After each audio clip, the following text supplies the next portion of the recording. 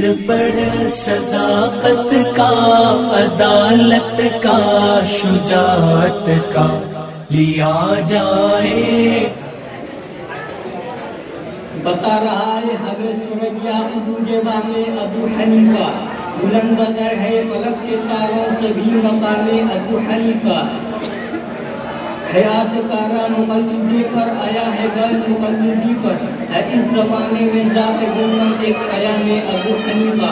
صدر محترم حضرت حسن صاحبان اور معزز سامعین، میں آج آپ حضرات کے سامنے جس عنوان کا گفتگو کی جسارت کر رہا ہوں وہ ہے سامع سیدنا امام اعظم ابو حنیفہ رحمۃ اللہ علیہ۔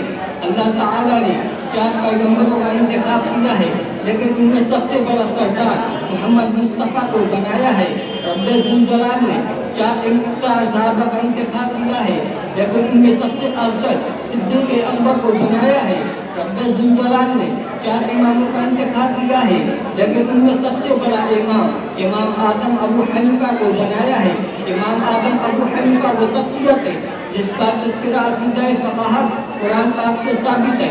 میں آیت پڑھوں گا اور امام صاحب کا تذکرہ عقیدہ فقاہت کا بھی کروں گا تاکہ امام صاحب کے مخالفین کی غلط فہمی دور ہو جائے کہ ان کے پاس تذکرات ہے اور امام صاحب کا عقیدہ قرآن پاک کے مخالف ہے۔ بلکہ میں یہ کہتا ہوں کہ رب ذوالجلال نے ارشاد فرمایا، رب ذوالجلال نے اپنے پیارے پیغمبر اور صحابہ کرام کے فضائل کو بیان کیا ہے، وہاں تذکرہ امام اعظم ابو حنیفہ بھی موجود ہے۔ رب ذوالجلال نے ارشاد فرمایا والذی بعث فی الامیین رسولا منہم، پیارے پیغمبر کو امیین میں موجود فرمایا۔ صحابہ کرام رضی اللہ تعالی عنہ نے عرض کیا یا رسول اللہ، امیین سے مراد امیین کا معنی ہم سمجھ گئے، امیین سے مراد صحابہ کرام ہے، امیین سے مراد قریش مکہ ہے، لیکن حکیم کا معنی ہم نہیں سمجھے۔